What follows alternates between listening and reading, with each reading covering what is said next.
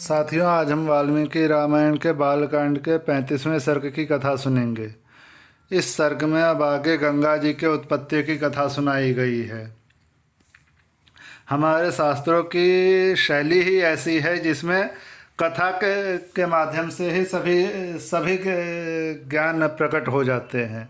जैसे आप महाभारत भी देखेंगे तो उसमें भी युधिष्ठिर जी को धौम्य ऋषि सभी कथाएं सुनाते हैं। इसी माध्यम से महाभारत में बहुत सारी कथाएं आ जाती हैं।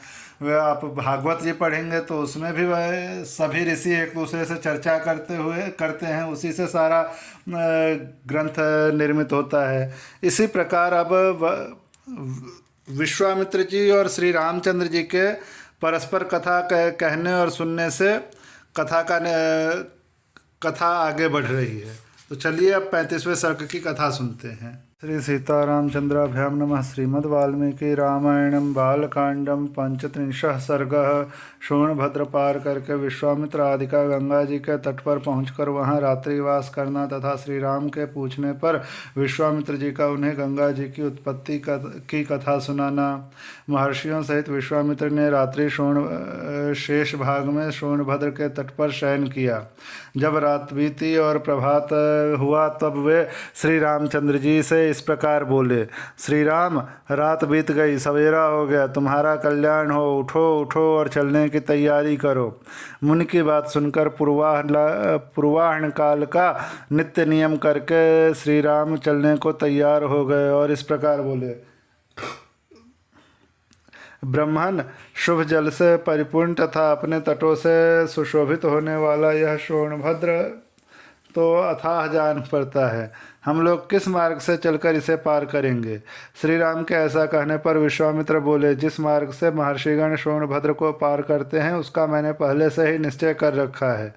वह मार्ग आगे है, वह मार्ग यह है। बुद्धिमान विश्वामित्र के ऐसा कहने पर वे महर्षि नाना प्रकार के वनों की शोभा देखते हुए वहां से प्रस्थित हुए। बहुत दूर का मार्ग तय कर लेने पर दोपहर होते होते उन सब लोगों ने मुनिजन सेवित सरिताओं में श्रेष्ठ गंगा जी के तट पर पहुंचकर उनका दर्शन किया।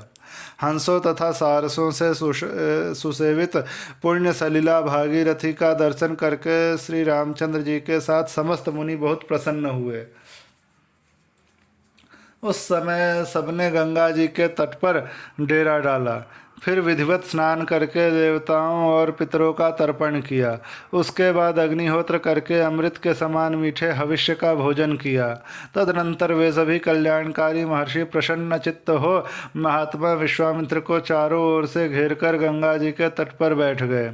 जब वे सब मुनि वे स्थिर भाव से विराजमान हो गए और श्री राम तथा लक्ष्मण भी यथा योग्य स्थान पर बैठ गए, तब श्री राम ने प्रसन्न चित्त होकर विश्वामित्र जी से पूछा, भगवान, मैं यह सुनना चाहता हूँ कि 3 मार्गों से प्रवाहित होने वाली नदी ये गंगा जी किस प्रकार तीनों लोकों में घूमकर नदों और नदियों के स्वामी समुद्र में जा मिली हैं। श्री राम के इस प्रश्न द्वारा प्रेरित हो महामुनि विश्वामित्र ने गंगा जी की उत्पत्ति और वृद्धि की कथा कहना आरंभ किया। श्री राम, हिमवान नामक एक पर्वत है जो समस्त पर्वतों का राजा तथा सब प्रकार के धातुओं का बहुत बड़ा खजाना है। हिमवान की 2 कन्याएं हैं जिनके सुंदर रूप की इस भूतल पर कहीं तुलना नहीं है। मेरु पर्वत की मनोहारिणी पुत्री मैना हिमवान की प्यारी पत्नी है। सुंदर कटि प्रदेश वाली मैना ही उन दोनों कन्याओं की जननी है। रघुनंदन मैना के गर्भ से जो पहली कन्या उत्पन्न हुई वही ये गंगा जी हैं। ये हिमवान की ज्येष्ठ पुत्री है। हिमवान की ही दूसरी कन्या जो मैना के गर्भ से उत्पन्न हुई उन उमा नाम से प्रसिद्ध हैं।